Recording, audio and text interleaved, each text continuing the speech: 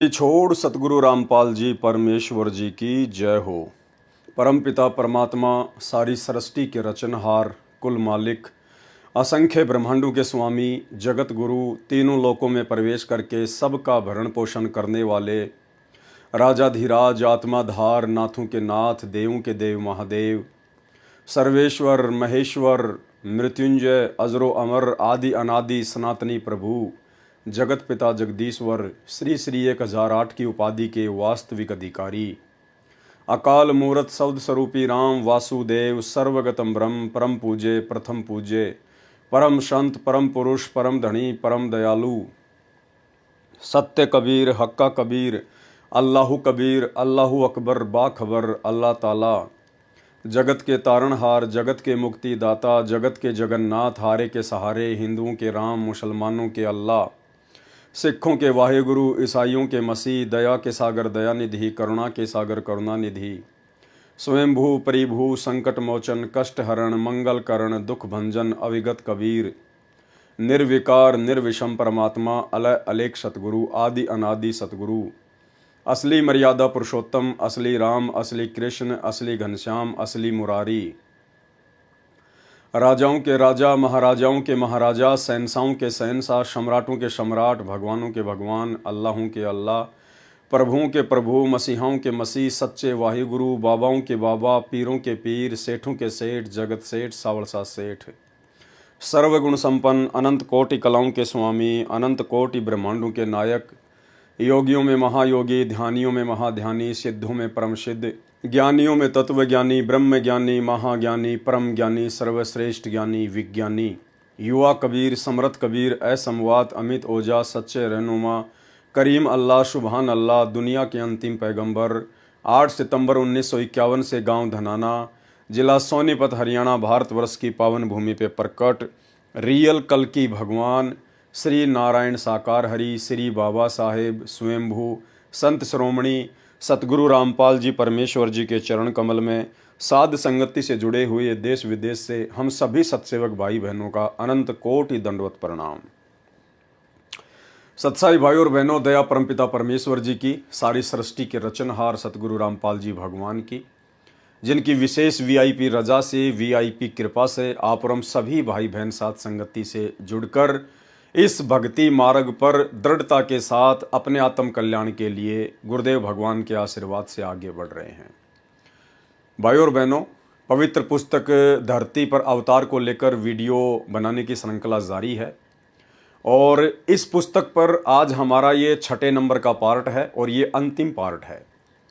इसके बाद हम परमेश्वर जी के हिसार जेल से आए हुए कुछ लेटर के ऊपर वीडियो बनाएंगे, जिनके ऊपर वीडियो बनाकर आप भाई बहनों को वर्तमान में जो मनमानियाँ काल प्रेरणा से गुरुदेव भगवान के कलयुगी परिवार के द्वारा, उनके बेटा बेटी, भाई बंधु, रिश्तेदारों के द्वारा संगत पर जबरन थोपी जा रही हैं, आप भाई बहनों को परिचित करवाएंगे कि वास्तव में सतगुरु रामपाल जी परमेश्वर जी के वर्तमान में सतलोक आश्रम मैनेजमेंट हरियाणा के लिए ज्ञान आधार से क्या आदेश हैं और क्या ये लोग अपने गुरुदेव भगवान के आदेशों के विपरीत कुक्रम काल प्रेरणा से कर रहे हैं। तो आज हमारा ये लास्ट वीडियो है। वीडियो ज़्यादा लंबा नहीं होगा, लेकिन आज का वीडियो बहुत ज़्यादा महत्वपूर्ण है। भाई और बहनों, पिछले 30 वर्षों से सतगुरु रामपाल जी परमेश्वर जी ने अपने अनुयायियों को भक्ति मार्ग से संबंधित जानकारियां समझाने में, वो गूढ़ बातें, वो गूढ़ रहस्य समझाने में कोई कसर किसी प्रकार की नहीं छोड़ी है। देश काल और परिस्थितियों के अनुसार सतगुरु रामपाल जी परमेश्वर जी ने अपने भक्तों पर भक्ति पर लगाए रखने के लिए काफ़ी कुछ उनको हल्की फुल्की छूट भी दी, ताकि ये आत्मा किसी प्रकार से भक्ति मार्ग पर लगी रहे। और जब धीरे धीरे इनको ज्ञान होगा, सतगुरु की महिमा समझ में आएगी, भक्ति मार्ग समझ में आएगा, इस मनुष्य जन्म की प्राप्ति का मुख्य टारगेट समझ में आएगा, तो अपने आत्म कल्याण के प्रति चिंतित होकर फिर ये आत्मा संकेतों में भी समझने लग जाएंगी कि हमने किस प्रकार से भक्ति मार्ग पर अपनी रहनी करनी को दर्शाते हुए मोक्ष प्राप्त करना है।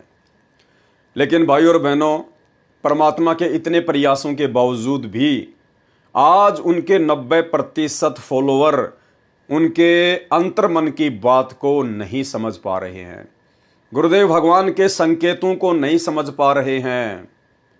और ये जो समय मोक्ष प्राप्ति का जो निकलता जा रहा है, ये बहुत बड़ा धोखा खाने की स्थिति में खड़े हैं। आज परमेश्वर ने विशेषकर सिख समाज के लिए इस पवित्र पुस्तक धरती पर अवतार के अंदर पेज नंबर 158 पर एक विशेष संदेश दिया है, जो सिख समाज आज भी अपनी सिक्खी को नहीं छोड़ रहा है। कौन सा सिख समाज? वो सिख समाज और उस सिख समाज से संबंधित लोग जो सतगुरु रामपाल जी परमेश्वर जी से दीक्षा लेकर सतगुरु रामपाल जी परमेश्वर जी को अपना वाहे गुरु बनाकर, अपना सतगुरु बनाकर और अन्य सभी गुरु साहिबानों को छोड़ चुके हैं, त्याग चुके हैं। सतगुरु रामपाल जी से उपदेश लेने के बावजूद व्यक्ति मानव धर्मी बन जाता है, वो सतगुरु रामपाल जी का शिष्य बन जाता है। फिर वो ना ही तो गुरु गोविंद सिंह जी का फॉलोवर रहता है, ना वो नानक जी का फॉलोवर रहता है, ना वो तेग बहादुर जी का फॉलोवर रहता है। और यदि कोई नादान व्यक्ति दो नावों की सवारी करता है, जैसे सिख समाज से होने के बावजूद सतगुरु रामपाल जी परमेश्वर जी को भी अपना सतगुरु धारण कर लिया और दूसरी तरफ सिख समाज की भी परंपराओं को निभा रहा है, तो उस व्यक्ति की हालत तो धोबी के कुत्ते वाली होती है, ना घर का ना घाट का। संत रामपाल जी से दीक्षा लेकर ना तो वो व्यक्ति पूर्णतया सिख समाज का सिख रहा और उस सिख समाज की उन पुरानी परंपराओं को ना त्याग कर, ना छोड़कर और वर्तमान में ना उपदेश लेने के बाद वो सही प्रकार से सतगुरु रामपाल जी भगवान का शिष्य बना, तो उसकी स्थिति तो धोबी के कुत्ते वाली है। तो आज जिन जिन भगत भाइयों की स्थिति धोबी के कुत्ते वाली है, यानी जो मेरे खुद के गुरु भगत भाई हैं, जो संत रामपाल जी के शिष्य भी हैं और सिख समाज की उन परंपराओं को भी निर्वाह कर रहे हैं, ढो रहे हैं, आज का वीडियो विशेषकर उन्हीं आत्माओं को डेडिकेट है। और अब वो समय निकल चुका है कि परमेश्वर आप जी को पुचकार पुचकार के, सहला सहला के भक्ति मार्ग पर लगाएंगे। अब ये फाइनल स्टेज का समय है, फाइनल स्टेज आ चुकी है। अब यहाँ किसी के साथ कोई यारी दोस्ती रिश्तेदारी सतगुरु रामपाल जी भगवान निभाने वाले नहीं हैं। उन्होंने जो कुछ अपने भक्ति मार्ग के विषय में, आत्म कल्याण के विषय में बताना था, खुलकर बता दिया। और यदि अब आप पूर्णतया अपने गुरुदेव भगवान के प्रति समर्पित होकर भक्ति नहीं करेंगे, तो भाई धोबी के कुत्ते वाली स्थिति से आपको फिर कोई बाहर नहीं निकाल सकता। तो आज का वीडियो उन भगत भाई बहनों के लिए जो ना तो असल में सिख हैं और ना असल में सतगुरु के शिष्य हैं। भाई और बहनों, जब हम नाम दीक्षा प्राप्त करते हैं, विशेषकर सतनाम की नाम दीक्षा जो कि 2 मंत्र का है, उसके बाद गुरुदेव भगवान हमें कुछ नियम बताते हैं, 34-35 नियम बताते हैं सतनाम की दीक्षा में। और उस समय गुरुदेव भगवान हमें मर्यादाओं का एक पर्चा देते हैं, हमें मर्यादाओं का एक पर्चा भी देते हैं जिसमें 35 नियम लिखे होते हैं। जैसे सत्य नाम प्राप्ति के लिए तथा प्राप्त करने के बाद आवश्यक नियम, जिनमें से एक भी नियम खंड नहीं करना है। यदि निम्न नियमों का पालन नहीं कर सकते तो सत्य नाम ना लें। यहां पर ये नियम नंबर 9 है, 9 नंबर मर्यादा। इसमें सतगुरु रामपाल जी परमेश्वर जी ने विशेषकर सिख समाज से जुड़े हुए लोगों के लिए क्या कहा है? सिखों को छोड़कर संत बाबा रूप में दाढ़ी ना हो। क्या लिखा है कि सिखों को छोड़कर और संत और बाबा रूप में मेरे फॉलोवर दाढ़ी वाड़ी, लंबे लंबे बाल वगैरह, पगड़ी वगड़ी वगैरह नहीं रख सकते हैं। यह सतगुरु रामपाल जी का आदेश है, उनका वचन है, उनका नियम है। लेकिन इस 9 नंबर नियम को भाई और बहनों, तमाम सिख लोगों ने जो सतगुरु से दीक्षा प्राप्त कर चुके हैं, उन्होंने इस नियम को उल्टे रूप में ले लिया। वो इस नियम की गहराई को समझ नहीं पाए और उन्होंने सोच लिया कि हमें तो सतगुरु रामपाल जी ने, यानी हमारे गुरुदेव भगवान ने, लंबी लंबी दाढ़ी रखने की छूट दे दी है, सर पर पगड़ी रखने की छूट दे दी है, हाथ में वो कड़ा पहनने की छूट दे दी है, छोटी सी 6 इंच की वो कृपाण रखने की छूट दे दी है। नहीं, आप इस 9 नंबर नियम को समझ नहीं पाए और ना समझ पाने के कारण ही आज तक आप जी धोबी के कुत्ते वाली स्थिति में खड़े हैं, सतगुरु रामपाल जी के शिष्य होने के बावजूद। सतनाम प्राप्ति के बाद ये 9 नंबर का नियम क्या कहता है? दास बहुत पहले एक पूरा वीडियो इस विषय पर बना चुका है। आपको छोटा सा वो वीडियो दास दिखाना चाहेगा 4-5 मिनट का, जिसमें विशेषकर दास ने इसी 9 नंबर के नियम के ऊपर सिख समाज से जुड़े हुए सतगुरु रामपाल जी परमेश्वर जी के फॉलोवर के लिए बनाया था। तो पहले आप सुनिए ये छोटा सा वीडियो और समझिए नियम नंबर 9 को, और उसके बाद फिर सतगुरु रामपाल जी परमेश्वर जी ने इस पुस्तक धरती पर अवतार के अंदर सिख समाज से जुड़े हुए अपने भक्तों के लिए क्या कुछ दिशा निर्देश दिए हैं, आपको वो भी बताए जाएंगे। सुनिए। अब भाई और बहनों, जब हम पूज्य गुरुदेव भगवान से उपदेश प्राप्त करते हैं और जब हम सतनाम प्राप्त करते हैं, तो सतनाम के जो 34 नियम हैं उनमें एक नियम है 9 नंबर का नियम। उस 9 नंबर के नियम में परमेश्वर ने एज इट इज ऐसा ही लिखा हुआ है जो आपको स्क्रीन पर लिखा हुआ दिखाई दे रहा है। सिखों को छोड़कर संत बाबा रूप में दाढ़ी ना हो। क्या कहा परमेश्वर ने? सिखों को छोड़कर संत बाबा रूप में दाढ़ी ना हो। यह नियम है परमात्मा का, यह आदेश है सतगुरु रामपाल जी भगवान का उन तमाम व्यक्तियों के लिए जो व्यक्ति सिख समाज को छोड़कर संत रामपाल जी के मानव धर्म को स्वीकार करते हैं।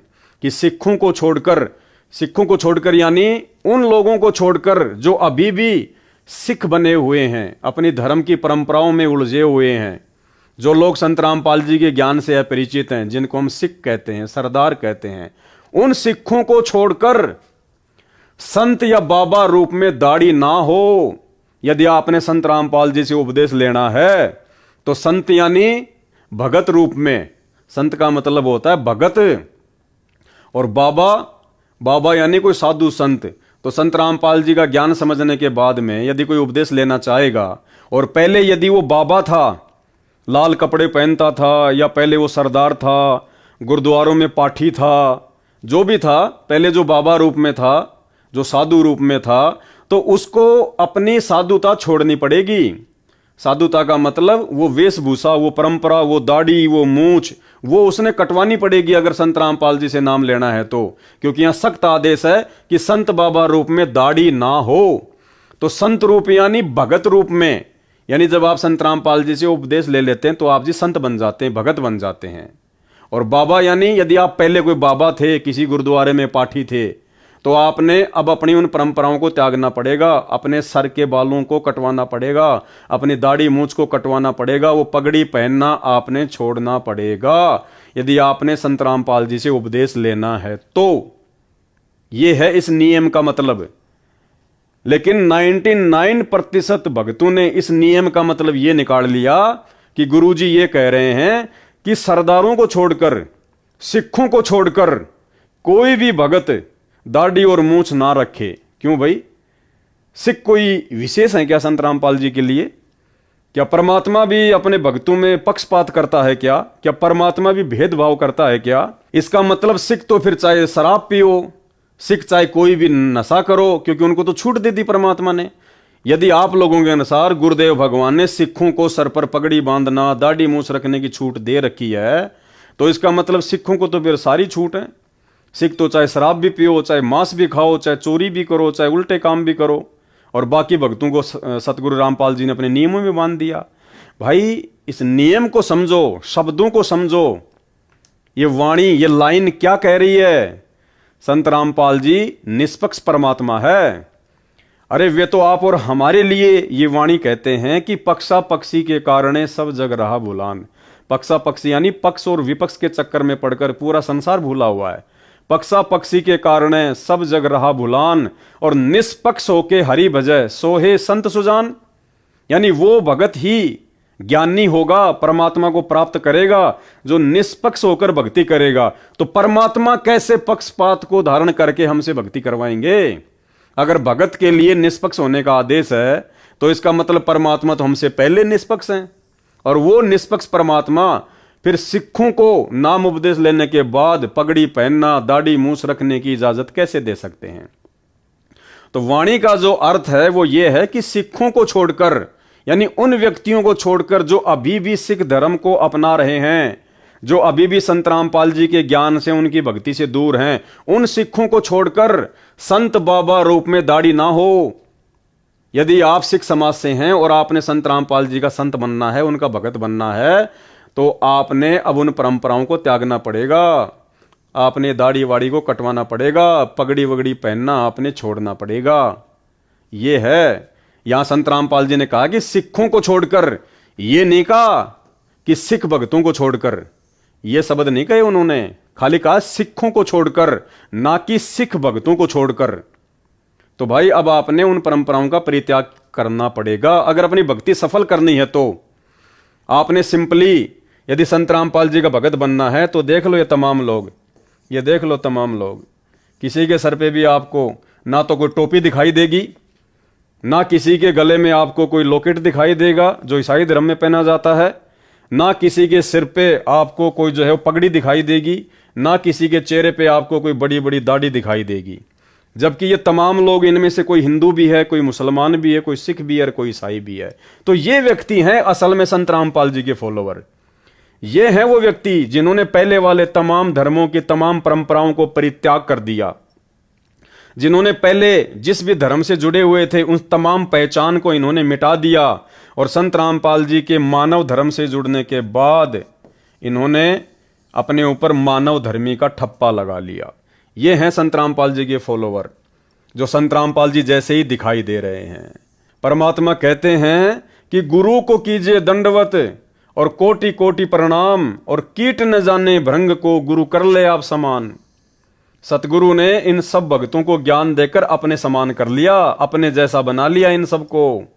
इनमें और सतगुरु रामपाल जी भगवान की वेशभूषा में आपको किसी भी प्रकार का कोई भी डिफरेंस नजर नहीं आएगा।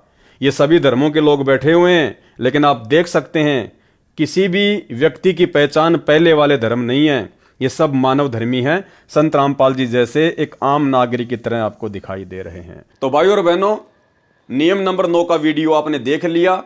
अब शक और संदेह की कोई भी गुंजाइश नहीं होनी चाहिए। आपको भली बात ही समझ में आ गया होगा कि नियम नंबर 9 के माध्यम से सतगुरु रामपाल जी परमेश्वर जी ने सिख समाज से जुड़े हुए किसी भी व्यक्ति को उनसे दीक्षा प्राप्त करने के बाद सर पे पगड़ी रखना, लंबी लंबी दाढ़ी रखना, किसी भी चीज की कोई छूट नहीं दी है, क्योंकि संत रामपाल जी समदृष्टि हैं और पिता अपने बच्चों में किसी प्रकार का कोई भी भेदभाव नहीं करता है। अगर इन्होंने सिखों को पगड़ी पहनने या दाढ़ी रखने के लिए छूट देनी होती तो भला फिर मुसलमान धर्म के लोगों से संत रामपाल जी की क्या दुश्मनी है। मुसलमान धर्म के लोगों को भी वो छोटी छोटी दाढ़ी और मूंछ साफ रखने की छूट दे देते, सर पर टोपी रखने की छूट दे देते, लेकिन ऐसा उन्होंने नहीं किया। लेकिन यहाँ पर लोग इस नियम को समझ नहीं पाए। वो छोटा सा वीडियो देखकर उम्मीद करूंगा आपने नियम को समझ लिया होगा। अब आगे सतगुरु रामपाल जी परमेश्वर जी ने क्लियर कट सिख समाज से जुड़े हुए अपने आधे अधूरे फॉलोअर्स को क्या आदेश दिया है। आधा अधूरा दास इसलिए कह रहा है कि सतगुरु रामपाल जी से उपदेश लेने के बाद, सतगुरु रामपाल जी को अपना वाहे गुरु बनाने के बाद, यदि इनके फॉलोवर सिख समाज की परंपराओं को भी ढो रहे हैं, सिख समाज की परंपराओं में भी घुसे हुए हैं, उन्हीं पुरानी रीति रिवाजों को फॉलो कर रहे हैं, तो ना तो वो सिख समाज के लायक है और ना वो सतगुरु रामपाल जी के लायक हैं। वो तो धोबी के कुत्ते वाली स्थिति में खड़े हैं। तो ये पुस्तक धरती पर अवतार संपूर्ण, इसका पेज नंबर 158 है और इसमें नीचे की तरफ परमात्मा ने यहां पर लिखा है, सिख समाज से जुड़ी हुई बहुत सारी बातें परमात्मा ने लिखी हैं जो हमारे विशेष मतलब की हैं, जिसके लिए परमात्मा दास को वीडियो बनाने के लिए प्रेरित करते हैं, निमित्त बनाते हैं। केवल कट टू कट बात ही की जाएगी, फालतू में आप और हमारे पास में समय बर्बाद करने के लिए नहीं है। तो सिख समाज के बारे में जब परमात्मा ने बहुत सारी बातें बताई, सिख समाज की पुस्तकों में लिखी हुई दिखाई, गुरु ग्रंथ साहिब में लिखा हुआ दिखाया, जन्म साखी भाई बाले वाली में लिखा दिखाया, तो उसके बाद कुछ एक लोगों के सवाल हैं सतगुरु रामपाल जी से।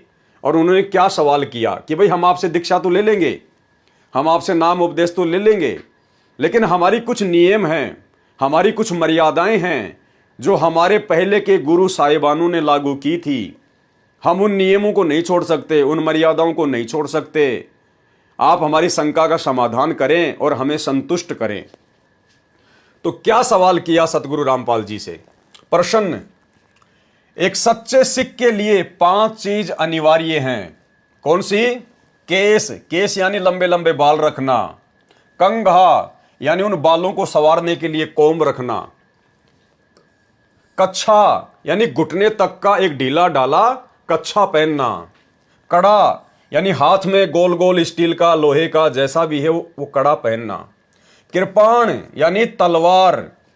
इस विषय में आपके क्या विचार हैं? सतगुरु रामपाल जी से पूछा गया है कि ये हमारे धर्म की कुछ परंपराएं हैं, इस विषय में आप जी हमें किस प्रकार से संतुष्ट करना चाहेंगे? क्या आप जी से उपदेश लेने के बाद, आप सतगुरु रामपाल जी को अपना सतगुरु धारण करने के बाद, अपना वाहे गुरु बनाने के बाद, क्या ये चीजें हमें पहननी आवश्यक हैं? उत्तर दिया सतगुरु रामपाल जी परमेश्वर जी ने संत रामपाल दास का, यह 5 वस्तुएं एक सिंह के लिए अनिवार्य हैं, न कि एक सिख के लिए। क्या कहा सतगुरु रामपाल जी ने? भाइयों और बहनों, एक एक शब्द को पकड़ के चलना, ज्यादा लंबा वीडियो नहीं है।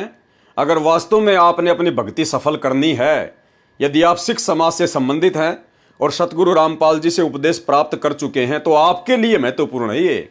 अन्य जो सिख समाज से जुड़े हुए लोग हैं, उनके लिए ये वीडियो नहीं है। वो चाहे अपनी लंबी लंबी दाढ़ी रखें, चाहे वो अपनी पगड़ी पहने, चाहे अपनी परंपराओं को फॉलो करें, हमें उनसे कोई लेना देना नहीं है। लेकिन सतगुरु रामपाल जी के पंथ में आकर आपने फिर उन परंपराओं को त्यागना पड़ेगा, अन्यथा आप जी ना घर के ना घाट के। तो क्या कहा सतगुरु रामपाल जी ने? ये 5 वस्तुएं एक सिंह के लिए अनिवार्य हैं, न कि एक सिख के लिए। अब सिंह और सिख में रात दिन का अंतर है। जो 5 वस्तुएं बताई गई हैं, जो सिख समाज में वर्तमान में प्रचलित है, गुरुदेव भगवान कह रहे हैं कि ये 5 वस्तुएं एक सिंह के लिए अनिवार्य हैं, ना कि एक सिख के लिए। सिख का मतलब क्या होता है? शिष्य। सिख कोष्टक में लिखा है शिष्य। सिख उसको कहते हैं जिसने कोई वक्त गुरु बना रखा हो।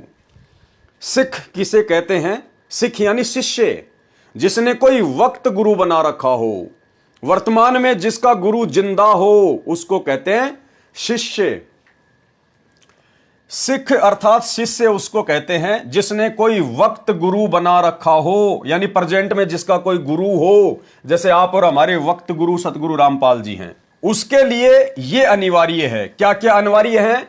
यानी जिसने वर्तमान में अपना कोई वक्त गुरु बना रखा हो, और जो शिष्य हो उसके लिए वो 5 वस्तुएं अनिवार्य नहीं है। वो सर पे पगड़ी, लंबी लंबी दाढ़ी, मूछ, वो कृपाण, वो कंगा, वो केस, वो शिष्य के लिए अनिवार्य नहीं है, जिसने अपना कोई वक्त गुरु बना रखा हो। जैसे सिख समाज के लोगों ने सतगुरु रामपाल जी को अपना वक्त गुरु बना रखा है, तो गुरुदेव कह रहे हैं उन शिष्यों के लिए, उन सिखों के लिए जिन्होंने सतगुरु रामपाल जी को अपना वक्त गुरु धारण कर रखा हो, उनके लिए वो 5 चीजें अनिवार्य नहीं है। उनके लिए क्या अनिवार्य है? उनके लिए ये अनिवार्य है। क्या क्या? नंबर 1, शराब ना पिए। नंबर 2, मांस ना खाएं, तंबाकू सेवन ना करें। नंबर 4, चोरी ना करें। नंबर 5, जारी यानी पर स्त्री गमन ना करें। जो वस्तुएं आप अनिवार्य कह रहे हो, कौन सी वस्तुएं? वो 5 वस्तुएं जो वर्तमान में सिख समाज में चल रही हैं। पगड़ी, लंबी लंबी दाढ़ी मूछ, हाथ में वो कड़ा, छोटी सी तलवार, कंगा और वो कच्छा। गुरुदेव क्या कह रहे हैं? जो वस्तुएं आप अनिवार्य कह रहे हो, उनकी आवश्यकता कब पड़ी? सुनो, सतगुरु रामपाल जी भगवान कह रहे हैं, समझा रहे हैं कि सिख समाज में उन 5 वस्तुओं की आवश्यकता कब पड़ी। ध्यान से सुनो। एक समय कश्मीर के पंडित 9वें सिख गुरु श्री तेग बहादुर जी के पास आए तथा उनसे अपनी रक्षा के लिए प्रार्थना की थी। मुसलमान राजा औरंगजेब हिंदुओं को बलपूर्वक मुसलमान बना रहा था। श्री तेग बहादुर जी ने उनकी सहायता का वचन दे दिया, जिसके परिणाम स्वरूप श्री तेग बहादुर जी को अपने प्राणों की आहुति भी देनी पड़ी। उनके पश्चात उनके सूरवीर पुत्र श्री गोविंद राय जी सिख गद्दी पर 10वें सिख गुरुजी के रूप में उत्तराधिकारी हुए। उन्होंने भी अपने पिता द्वारा दिए गए वचन की दृढ़ता से पालना की तथा मुसलमानों से अपने पिता का प्रतिशोध लेने के लिए क्रूर राजा को ललकारा, यानी औरंगजेब को ललकारा। उसके लिए श्री गोविंद सिंह जी ने लड़ाकू सूरवीर सिखों का चुनाव किया तथा उनको सिंह की उपमा दी गई। सिंह कौन है? गुरु गोविंद सिंह जी के द्वारा अपने पिता श्री तेग बहादुर जी की हत्या का मुगलों से बदला लेने के लिए जो सिख समाज में से लोगों को छांट छांट कर जो सेना तैयार की थी, उनको सिंह का नाम दिया, जिनका मुख्य काम लड़ाई झगड़ा था, मार काट करना था, भक्ति वक्ति से कोई लेना देना नहीं था। उसके लिए श्री गोविंद सिंह जी ने लड़ाकू सूरवीर सिखों का चुनाव किया था तथा उनको सिंह की उपमा दी गई। उनके लिए उपरोक्त वस्तुएं अनिवार्य बताई गई थी। उन सिंहों के लिए गुरु गोविंद सिंह जी ने जो फौज तैयार की थी लड़ने के लिए, उन लोगों के लिए वो 5 चीजें अनिवार्य की गई थी उस समय, जो उस समय अति आवश्यक थी, क्योंकि उस समय उनकी आवश्यकता थी। उन सिंहों के लिए श्री गोविंद सिंह जी ने यहां तक कहा था कि जो ये 5 वस्तुएं केस, कंगा, कच्छा, कड़ा तथा कृपाण धारण नहीं करेगा, वह मेरा सिंह नहीं होगा। वह 5 वस्तुएं उस समय की लड़ाई के लिए तथा बचाव के लिए अनिवार्य थी। वर्तमान में यानी इस प्रेजेंट समय में, वर्तमान में इनकी आवश्यकता नहीं है। जैसे मुसलमान लोग कभी भी सिंहों पर आक्रमण कर देते थे, उनसे निपटने के लिए केस, कड़ा तथा कृपाण, कच्छा तथा कंगा कैसे अनिवार्य थे? नंबर 1, केस यानी बाल। सिर पर केस अधिक होने से लाठी तथा कृपाण के वार से बचाव होता था। नंबर 2, कंगा क्या काम आता था?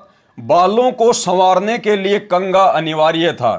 नंबर 3, हाथ में पहने जाने वाला वो कड़ा, वो क्या काम आता था? कड़ा भी अचानक आक्रमण होने पर ढाल की तरह अड़ाने के लिए काम आता था। और नंबर 4 पे है वो कच्छा। घुटनों तक का कच्छा अर्थात अंडरवियर तथा उसके ऊपर एक चद्दर पहनना अनिवार्य था। लड़ाई के समय चद्दर को सिर पर पगड़ी के स्थान पर बांध लेते थे तथा कच्छा दौड़ने चलने में सुविधाजनक था। और नंबर 5 पे वो कृपाण। तलवार का कार्य तो सर्वविदित है। तलवार तो खून खराबे का काम करती है, मरने मारने का काम करती है, उसका काम तो सर्वविदित है। ये उपरोक्त 5 वस्तुएं उस समय अनिवार्य थी जब सिखों व मुसलमानों का झगड़ा हो रहा था। हिंदू तथा सिख धर्म की रक्षा के लिए श्री गोविंद सिंह जी ने अपने दोनों पुत्रों को बलि चढ़ा दिया तथा अपने प्राणों की भी आहुति दे दी। मुसलमान बनना हिंदुओं के लिए क्यों गवारा नहीं था? यानी जबरदस्ती औरंगजेब जो हिंदुओं को मुसलमान बनाया करता था, तो हिंदू लोग मुसलमान क्यों नहीं बनना चाहते थे? क्या कारण था? क्योंकि मुसलमान मांस खाते थे तथा मुसलमान धर्म को स्वीकार करने वाले के लिए मांस खाना अनिवार्य था, जो हिंदुओं और सिखों को नापसंद था। इसी कारण से उपरोक्त घटनाएं घटी। वर्तमान में हिंदू तथा सिख अधिकतर मांस खाने लग गए हैं। अब आगे देखिए भाई और बहनों, जो 5 वस्तुएं सिंहों के लिए अनिवार्य कही गई थी, उनकी वर्तमान में आवश्यकता नहीं है, उस समय अनिवार्य थी। यानी सतगुरु रामपाल जी परमेश्वर जी ने सिख समाज के वो सभी लोग जो उनसे आकर दीक्षा लेते हैं, उनके लिए स्पष्ट रूप से कह दिया है, संकेत कर दिया है कि वर्तमान में यदि आप सिख समाज से हैं और मेरे से उपदेश लेने के लिए आते हैं, तो भाई वर्तमान में आप लोगों ने उन पुरानी परंपराओं को त्यागना पड़ेगा, छोड़ना पड़ेगा, अगर अपनी भक्ति सफल करना चाहते हो तो। क्योंकि वो 5 चीजें सिंहों के लिए अनिवार्य थी और वर्तमान में उसकी आवश्यकता भी नहीं है। और तुम तो वर्तमान में सिंह नहीं बल्कि शिष्य बन गए हो। असल में सिख का मतलब होता है शिष्य, और आपने तो संत रामपाल जी को अपना वक्त गुरु बना लिया है, प्रेजेंट गुरु बना लिया है। तो संत रामपाल जी से उपदेश लेने के बाद, संत रामपाल जी को अपना वाही गुरु बनाने के बाद, सिख समाज से जुड़े हुए किसी भी भाई को अब उन 5 वस्तुओं को अपने शरीर पर धारण करने की कोई आवश्यकता नहीं है। यदि वो फिर भी धारण करता है तो अभी उसकी आध्यात्मिक कमजोरी है, आध्यात्मिक नासमझी है, अज्ञानता है। अगर उसने इन वस्तुओं का त्याग नहीं किया तो वो व्यक्ति अपनी भक्ति सफल नहीं कर पाएगा। तो यहां गुरुदेव ने स्पष्ट मना कर दिया है, जो 5 वस्तुएं सिंहों के लिए अनिवार्य कही गई थी उनकी वर्तमान में आवश्यकता नहीं है, उस समय अनिवार्य थी। शंका जाहिर की फिर किसी सिख ने और क्या पूछा, ये हमारे गुरुजी का आदेश है, हमारे लिए सिरोधार्य है। उन्होंने कहा था कि जो ये 5 वस्तुएं धारण नहीं करेगा वह मेरा सिंह नहीं है। तो सतगुरु रामपाल जी परमेश्वर जी ने क्या जवाब दिया। एक पिता ने अपने संतान को सर्दी के मौसम में कहा, जो बच्चा पैरों में जुराब, जूते और शरीर पर जर्सी या कंबल धारण नहीं करेगा वह मेरा बच्चा नहीं है। अचानक पिता की मृत्यु हो गई। वे बच्चे गर्मियों के मौसम में जुराब, जूते, जर्सी तथा कंबल धारण किए हों और उनसे कोई कहे कि बच्चों अब गर्मी का मौसम है, जर्सी कंबल तो कम से कम उतार दो। वे बच्चे कहें कि हमारे पिताजी का आदेश है, हमारे लिए सिरोधार्य है, हम नहीं उतारेंगे। तो उन बच्चों को कुछ विवेक से भी काम लेना चाहिए। स्पष्ट कर दिया सतगुरु रामपाल जी परमेश्वर जी ने कि वर्तमान में परिस्थितियां वैसी नहीं हैं जो आपने उन 5 वस्तुओं को धारण करना अनिवार्य हो। वर्तमान में केवल आप एक परंपरा का निर्वाह कर रहे हैं, आप एक परंपरा को फॉलो कर रहे हैं। उस दाढ़ी मूछ का, उस पगड़ी का, उस 6 इंच की छोटी सी तलवार का, कंघे का, कच्छे का वर्तमान में कोई यूज नहीं है और ना ही वो चीजें अनिवार्य हैं। यदि फिर भी आप धारण कर रहे हैं, विशेषकर संत रामपाल जी के फॉलोअर होने के बाद, तो ये आपकी आध्यात्मिक नादानी है। यही स्थिति अब है जो कहते हैं कि हमारे श्री गुरु जी का आदेश है कि जो ये 5 वस्तुएं धारण नहीं करेगा वह सिंह नहीं है। उन्हें विचार करना पड़ेगा। क्या कह रहे हैं सतगुरु रामपाल जी कि उन भक्तों को विचार करना पड़ेगा कि इन वस्तुओं की वर्तमान में आवश्यकता नहीं है। अब आपसी लड़ाई नहीं है, अब शांति है, सर्दी का मौसम नहीं है, अर्थात सब धर्मों के व्यक्ति प्यार से रह रहे हैं। अब कृपाण की लड़ाई नहीं रही। आजकल लड़ाइयां भी हाई टेक्निक हथियारों से होती है, जैविक हथियारों से होती है, मिसाइलों से होती है। आजकल लड़ाई में वो तलवारें काम नहीं ली जाती हैं। केस तथा कड़े से भी कोई बचाव वर्तमान की लड़ाई में नहीं है। अब सामने वाला AK-47 से गोली मारेगा तो भाई कैसे तो आपकी वो तलवार आपका बचाव कर लेगी, कैसे वो कड़ा आपका बचाव करेगा, कैसे आपकी वो पगड़ी आपका बचाव करेगी। केस तथा कड़े से भी कोई बचाव वर्तमान की लड़ाई में नहीं है। पहले जो कृपाण होती थी वो 3-4 फुट की लंबी होती थी। वर्तमान के सिंह 6 इंच की छुर्री नुमा कृपाण लटकाकर सिंह बने हैं। यह केवल परंपरा बनकर रह गई। क्या कह रहे हैं सतगुरु रामपाल जी? जो लोग सिख समाज से संबंधित हैं, सतगुरु रामपाल जी से उपदेश प्राप्त कर चुके हैं और अपनी उन पुरानी परंपराओं को नहीं त्याग रहे हैं, 2 नावों की सवारी कर रहे हैं, ना घर के ना घाट के, उन लोगों को ध्यान से यह बात समझनी चाहिए, यह केवल परंपरा बनकर रह गई है, केवल एक रिवाज बन के रह गया, परंपरा बन के रह गई। और गुरुदेव भगवान संध्या आरती में कहते हैं, छोड़ देना पछलियों की रीत सतगुरु तारेंगे। जब तक हम अपने उन पहले वालों की परंपराओं का परित्याग नहीं करेंगे तब तक हम मोक्ष प्राप्त नहीं कर पाएंगे। यह केवल परंपरा बनकर रह गई है। इसका समाधान बुद्धिमान मानव विवेक से करे। गुरुदेव ने कह दिया कि बच्चों अपने कॉमन सेंस से भी थोड़ा बहुत काम लो। हर बात मैं तुम्हें कहूं उसकी उम्मीद ना करो, आप अपनी कॉमन सेंस का भी प्रयोग करो। फिर गुरुदेव क्या कह रहे हैं? अगर सतगुरु रामपाल जी परमेश्वर जी के द्वारा इस पुस्तक में इतना कुछ लिखने के बावजूद भी यदि सिख समाज का कोई व्यक्ति जो उनका फॉलोअर है और फिर भी यदि वो उन पुरानी परंपराओं के वजन को अपने सिर से नहीं उतार रहा है, उन्हीं परंपराओं में फंसा रहना चाहता है, तो सतगुरु रामपाल जी का क्या संदेश है उन लोगों के लिए? फिर भी कोई ना माने तो न माने, मुझ दास संत रामपाल दास का मात्र सुझाव है कि भाई मैंने जो कहना था वो कह दिया, आगे मानना ना मानना ये तुम्हारे अपने बुद्धि विवेक के ऊपर है। क्यों? क्योंकि काल के साथ सतगुरु रामपाल जी भगवान का एग्रीमेंट है कि परमात्मा आप नीचे जाना, अपना ज्ञान देना, भक्ति मार्ग से संबंधित बातें बताना, क्या अच्छा है क्या बुरा है, और जबरदस्ती आप किसी के साथ ना करना। यदि कोई आपकी बात मान के आपकी भक्ति पर लगा रहे तो वो आपका, अन्यथा उसको मेरे मुख में ही छोड़ देना। तो अगर यदि हमने सतगुरु रामपाल जी परमेश्वर जी की इन बातों को फॉलो नहीं किया, ये बातें विशेषकर उन लोगों के लिए है जो सिख समाज से संबंधित हैं।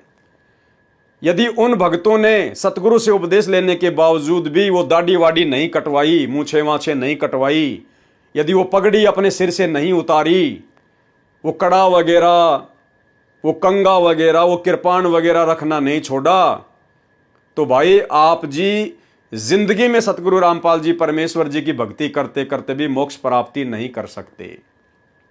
ये चीजें सतगुरु रामपाल जी परमेश्वर जी के मार्ग में बाधक हैं, क्योंकि ये चीजें एक धर्म विशेष की वर्तमान में पहचान बन चुकी है। ये चीजें एक परंपरा के तहत हैं, और संत रामपाल जी के भक्ति मार्ग में ना तो कोई धर्म विशेष की पहचान चलेगी और ना ही परंपरागत कोई वस्तु चलेगी। यदि आपने भक्ति सफल करनी है तो आपने इन चीजों का परित्याग करना पड़ेगा। आपने लोक लाज को जड़ से समाप्त करना पड़ेगा। आपके रिश्तेदार क्या कहेंगे, आपके समाज के लोग क्या कहेंगे, ये आपने ज्ञान आधार से निर्णय लेना है। बाकी संत रामपाल जी के मार्ग में अब ये बकवाद बिल्कुल भी नहीं चलेगी। यदि आप एक सिख बनकर, एक शिष्य बनकर भक्ति करना चाहते हैं तो, और यदि आप सिंह बन के रहना चाहते हैं तो भाई फिर आपको संत रामपाल जी की भक्ति से कोई लेना देना नहीं होना चाहिए। अगर आपको सिंह बन के रहना है, अपनी उन परंपराओं को अपने शरीर पर धारण करके रहना है, काल के जाल में गधे कुत्ते सुअर बनते हुए जन्मना और मरना है, 84 लाख में जाना है, तो भाई फिर आप संत रामपाल जी की भक्ति को छोड़ दीजिए, क्योंकि ये मार्ग आपके लिए नहीं है। तो भाई और बहनों, बिल्कुल क्लियर कर दिया है सतगुरु रामपाल जी भगवान ने। हाथ कंगन को आरसी क्या, पढ़े लिखे को फारसी क्या। इससे पहले भी दास 1.5 घंटे का पूरा वीडियो इसी विषय पर बना चुका है कि सरदार तो पूरी दुनिया में एक ही है, और लगभग 1 मिलियन लोगों ने उस वीडियो को देखा। तो भाई और बहनों, दास को सतगुरु रामपाल जी परमेश्वर जी ने जिस विशेष सेवा के लिए वर्तमान में निमित्त बनाया है, उस सेवा के तहत दास ने आप जियों तक ये संदेशा पहुंचा दिया है। परमेश्वर ने खुद अपने कर कमलों से इस पवित्र पुस्तक धरती पर अवतार के ऊपर लिखा हुआ है। पेज नंबर 158 से 160 आंख फाड़ के देख लेना। गूगल पर भी आप जी को ये पुस्तक मिल जाएगी, धरती पर अवतार PDF अगर लिखकर सर्च करेंगे तो भाई और बहनों, आज के वीडियो में केवल इतना ही। आगे आप जियों को हिसार जेल से आए हुए 2016 और 17 के जो लेटर हैं, जो दास के पास में सुरक्षित हैं, जो सतगुरु रामपाल जी परमेश्वर जी ने हिसार जेल से भेजे थे, सतलोक आश्रम मैनेजमेंट हरियाणा जिन लेटरों को संगत में वायरल किया करता था, अब उन लेटर के ऊपर आप भाई बहनों को वीडियो बनाकर समझाया जाएगा।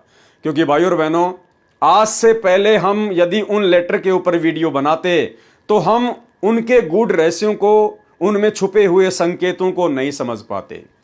क्योंकि देखो, यदि परमात्मा आप और हम साथ संगत वालों के लिए, अपनी अच्छी आत्माओं के लिए अगर हिसार जेल से बाहर कोई संदेश भेजेंगे तो माध्यम क्या होगा? जो लोग उनसे मिलने के लिए जाते हैं, तो उन्हीं के माध्यम से परमात्मा ने वो लेटर भेजे। लेकिन उन लेटर में क्या संकेत है, क्या लिखा हुआ है, सतगुरुदेव भगवान के कलयुगी परिवार वाले नहीं समझ पाए और उन्होंने संगत में वायरल कर दिया, और वो लेटर हमारे हाथ में लगे। अब परमेश्वर की दया से जो बुद्धि गुरुदेव भगवान ने हमारी खोली है साथ संगत वालों की, अब हमें वो चीजें समझ में आ रही हैं कि परमेश्वर ने तो बहुत समय पहले ही खुलासे कर दिए थे। तो अब हम बड़ी आसानी से, क्योंकि परिस्थितियां अब हमारे हक में हैं, आज गुरुदेव भगवान ने आप और हमारे आत्म कल्याण के लिए हम सत्सेवकों पर विशेष रजा रखते हुए परमेश्वर ने ऐसी परिस्थितियां पैदा कर रखी हैं कि आज हम उनके प्रत्येक संकेत को बड़ी आसानी से समझ सकते हैं। तो भाई और बहनों, आगे परमात्मा दया करेंगे। दास आपको लाइव की सूचना दिन में दे देगा, व्हाट्सएप के ग्रुप में मैसेज डाल दिए जाएंगे, और दास का जो फेसबुक पेज है पवन दास इज लाइव, इसके ऊपर भी दास मैसेज डाल दिया करेगा 24 घंटे पहले। तो आगे जो वीडियो बनेंगे आप जियों को पहले सूचित कर दिया जाएगा। और आज के वीडियो में केवल इतना ही। गुरुदेव भगवान हमें आज्ञा दें, इजाजत दें, आशीर्वाद दें। बंदी छोड़ सतगुरु रामपाल जी भगवान की जय हो।